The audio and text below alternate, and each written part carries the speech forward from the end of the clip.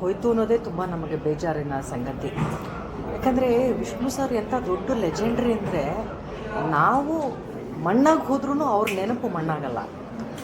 ಇವತ್ತು ಅವ್ರನ್ನ ಮಣ್ಣು ಮಾಡಿರೋ ಜಾಗದ ಬಗ್ಗೆ ಇಷ್ಟೊಂದು ಮಾತುಗಳು ನಡೆಯುತ್ತೆ, ಇಷ್ಟೊಂದು ಗೊಂದಲಗಳು, ಇಷ್ಟು ವರ್ಷಗಳು.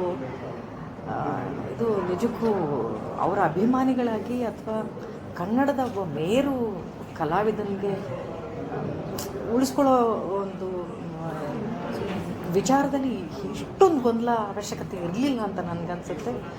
Vishnu sir doesn't deserve this. ಅವ್ರನ್ನ ತುಂಬ ಪ್ರೀತಿಯಿಂದ ನಾವು ನೆನೆಸ್ಕೊಳ್ಬೇಕಾಗಿತ್ತು. ಪ್ರತಿ ವರ್ಷ ಆ ಜಾಗಕ್ಕೆ ನಾವು ಹೋಗಬೇಕು. It's an emotional bonding. ಅದು ಒಂದು ಜಾಗ ಅನ್ನೋದು ಹಾಗೆ ಅಲ್ವಾ. ನಾವು ದೊಡ್ಡ ದೊಡ್ಡ ಕಲಾವಿದರ ಜಾಗಕ್ಕೆ ಹೋಗ್ತೀವಿ, ಆ ದಿನ ಅವ್ರಿಗೆ ನಮ್ಮ ನಮನಗಳನ್ನ ತಿಳಿಸ್ತೀವಿ. ಆ ಥರದ್ದೊಂದು ಜಾಗನೇ ಬೇಕು ಅಂತ ಏನಿಲ್ಲ. ನಮ್ಮ ಹೃದಯದಲ್ಲಿ ತುಂಬ ದೊಡ್ಡ ಜಾಗ ಕೊಟ್ಟಿದ್ದೀವಿ ವಿಷ್ಣು ಸರ್ಗೆ. ಅದು ಯಾರೂ ಕಿತ್ಕೊಳ್ಳೋಕೆ ಸಾಧ್ಯ ಇಲ್ಲ, ಅದು ಯಾರೂ ಮಣ್ಣು ಮಾಡೋಕ್ಕೆ ಸಾಧ್ಯ ಇಲ್ಲ, ಅದು ಯಾರೂ ನೆಲಸಮ ಮಾಡೋಕ್ಕೆ ಸಾಧ್ಯ ಇಲ್ಲ. ಪ್ರತಿಯೊಬ್ಬ ಕನ್ನಡಿಗರ ಹೃದಯದಲ್ಲಿ ವಿಷ್ಣು ಸರ್ ಇದ್ದಾರೆ.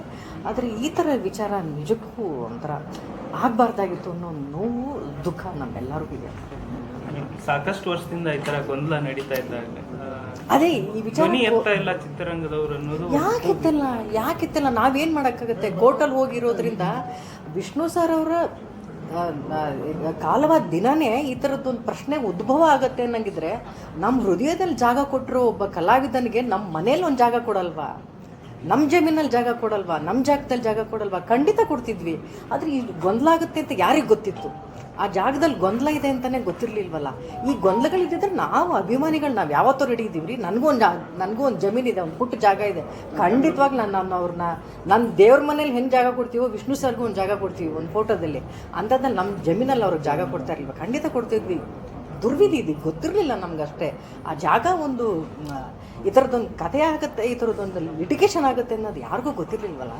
ಪ್ರತಿಯೊಬ್ಬ ಅಭಿಮಾನಿಯ ಎಲ್ಲ ಇದನ್ನೇ ಹೀಗೆ ಇರೋದು. ಬಟ್ ಜೊತೆಗೆ ಏನಂದರೆ ಧೀಮಂತ ನಾಯಕನಿಗೆ ಈ ಥರ ಒಂದು ದುರಂತ ಅಂತ ಏನಂತ ಖಂಡಿತವಾಗ್ಲೂ ಹೌದು.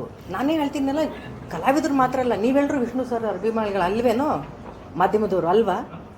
ಏನು ಮಾಡೋಕ್ಕಾಯ್ತು? ಗೊಂದಲನ ಹೇಗೆ ಬಗೆಹರಿಸೋಕ್ಕಾಯ್ತು? ನಿಮಗಾದ್ರೂ ಕೇಳ್ತಿದ್ದೀನಿ ನಾನು. ಆಗಲ್ಲಲ್ವಾ? ಕೋರ್ಟಲ್ಲಿ ಕೇಸ್ ಇರೋದ್ರಿಂದ ನಾವು ಯಾರು ಏನೂ ಮಾಡೋಕ್ಕಾಗದಿರೋ ಪರಿಸ್ಥಿತಿಲಿ ಇದ್ದೀವಿ. ಅವತ್ತೇ ಕೇಳಿದ್ದಿದ್ರೆ ಖಂಡಿತವಾಗ್ಲೂ ನಮ್ಮೆಲ್ರಿಗೂ ಜಾಗ ಐತ್ರಿ. ಮೇಡಮ್, ಈ ಅಭಿಮಾನಿಗಳಿಗೆ ಮತ್ತು ಫ್ಯಾಮಿಲಿಯವರು ವಿಷ್ಣು ಸರ್ ಫ್ಯಾಮಿಲಿಯವರು ತಿಕ್ಕಾಟದಿಂದ ಎಲ್ಲ ಆಗ್ತಾ ಇದೆ ಅಂತ ಅದು ನನಗೆ ಗೊತ್ತಿಲ್ಲ. ಲೈಕ್ ನಾನೊಬ್ಬ ಅಭಿಮಾನಿಯಾಗಿ ಮಾತ್ರ ಮಾತಾಡಬಲ್ಲೆ. ಮೊದಲೇ ಗೊತ್ತಿದ್ರೆ ಇದಕ್ಕೊಂದು ತಾರ್ಕಿಕ ಅಂತ್ಯ ಸಿಗ್ತಿತ್ತೋ ಏನೋ. ಮೊದಲಿಂದಲೇ ಇದು ಆ ಜಾಗದಲ್ಲಿ ಇಷ್ಟೊಂದು ಗೊಂದಲ ಇದ್ದಿದ್ರೆ ಅವ್ರ ಕುಟುಂಬದವರು ಒಪ್ಕೊತಾ ಇರಲಿಲ್ಲ. ಯಾರಿಗೆ ಗೊತ್ತಿತ್ತು ಅನಿಸುತ್ತೆ? ಗೊತ್ತಿದ್ದು ಮಾಡಿರೋದು ಅಂತ ನನಗೇನು ಅನ್ನಿಸ್ತಾ ಇಲ್ಲ. I don't know. ನಾನು ಅದ್ರ ಬಗ್ಗೆ ಹೇಳೋದಕ್ಕೆ ಹೆಚ್ಚು ನನಗೆ ಅದ್ರ ಬಗ್ಗೆ ಗೊತ್ತಿಲ್ಲ. ಈಗ 75 ವರ್ಷ ಆಗ್ತಿದೆ ಅವ್ರ ಜನ್ಮದಿನಾಚರಣೆ.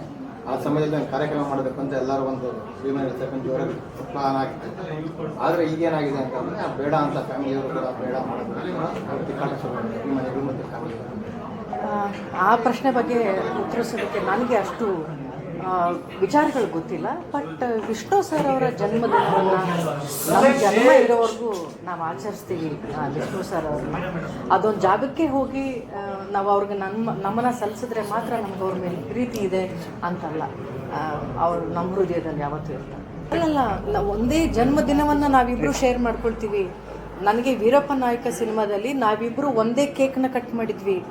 ವಿಷ್ಣು ಸರ್ ಅವ್ರು ಹೇಳಿದ್ರು ಆವತ್ತು ಕೇಕ್ನ ಕಟ್ ಮಾಡುವಾಗ ನನ್ನ ಬರ್ತ್ಡೇನೂ ಅವತ್ತೇ ಅನ್ನೋದು ವಿಷ್ಣು ಸರ್ಗೆ ಅವತ್ತೇ ಗೊತ್ತಾಗಿದ್ದು.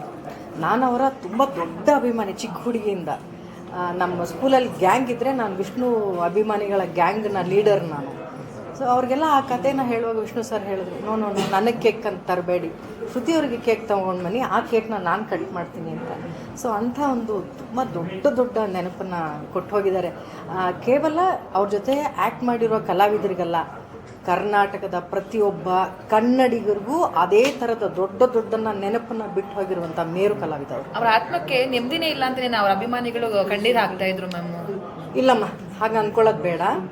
ನಾವು ತುಂಬ ಪ್ರೀತಿಸ್ತೀವಿ, ಅವ್ರನ್ನ ಆರಾಧಿಸ್ತೀವಿ, ಇವತ್ತಿಗೂ ಪೂಜಿಸ್ತೀವಿ. ಅದರಲ್ಲಿ ಕಿಂಚಿತ್ತೂ ಕೊರತೆ ಇಲ್ಲ ನಮ್ಮಲ್ಲಿ ಅಭಿಮಾನಿಗಳಲ್ಲಿ. ಜಾಗದ್ದು ಗೊಂದಲ ಆಯಿತು ಅನ್ನೋ ನೋವು ಎಲ್ಲರಿಗೂ ಇದೆ. ಆದರೆ ಅವ್ರನ್ನ ಪ್ರೀತಿಸೋದಾಗ್ಲಿ ಅವ್ರನ್ನ ನೆನಪಿಸ್ಕೊಳ್ಳೋದಾಗ್ಲಿ ಅಭಿಮಾನಿಗಳಲ್ಲಿ ಕಿಂಚಿತ್ತು ಕೂಡ ಕಡಿಮೆ ಆಗಿಲ್ಲ. ಮುಂದಿನ ದಿನದಲ್ಲಿ ಆಗೋದು ಏನಾದರೂ ಅಭಿಮಾನಿಗಳ ಹೋರಾಟಕ್ಕೆ ಕೇಳಿದು ಅದಕ್ಕೇನೋ ಸಪೋರ್ಟ್ ಕೇಳಿದ್ರೆ ನೀವು ಹೋರಾಟದಿಂದ ಸರಿ ಹೋಗೋದ್ರಿಂದ ನಾವೆಲ್ಲರೂ ಬೀದಿಲಿ ಕುತ್ಕೊಂಡು ಹೋರಾಟ ಮಾಡೋಣ. ಅಂದ್ರೆ ಕೆಲವು ಚರ್ಚೆ ನಡೀತಾ ಇದೆ, ಕೆಲವು ಕೋರ್ಟ್ ಚರ್ಚೆ ಅಲ್ಲಿ ನಡೀತಾ ಇರೋದ್ರಿಂದ ಏನ್ ಮಾಡೋಣ ಹೇಳಿ? ಅಂದ್ರೆ ಅಲ್ಲಿ ಅಸ್ಥಿನ ಕೊಟ್ರೆ ನಾವು ಕಂಠೀರವ ಸ್ಟುಡಿಯೋಗೆ ಅಥವಾ ಮನವಿ ಮಾಡೋದಕ್ಕೆ ಮುಂದಾಗ್ತಾ ಇರ್ತಾರೆ. ಕುಟುಂಬದವರು ಅದ್ರ ಬಗ್ಗೆ ತೀರ್ಮಾನ ಮಾಡಿದ್ರೆ ನಾವೆಲ್ಲರೂ ಸಾಥ್ ಕೊಡ್ತೀವಿ. ಅಥವಾ ನಾವೆಲ್ಲರೂ ಬೀದಿಲಿ ಕುತ್ಕೊಂಡು ಹೋರಾಟ ಮಾಡೋದ್ರಿಂದನೇ ಇದೊಂದು ಮುಕ್ತಿ ಇದೆ ಅಂದ್ರೆ ಖಂಡಿತವಾಗ್ಲೂ ನಿಮ್ಮ ಮಾಧ್ಯಮದವ್ರು ಹೇಳಿ ಇಂಥದ್ದೊಂದು ದಿನ ಫಿಕ್ಸ್ ಮಾಡಿ ಬರ್ತೀವಿ ನಾವೆಲ್ಲ. Okay ma'am, thank you.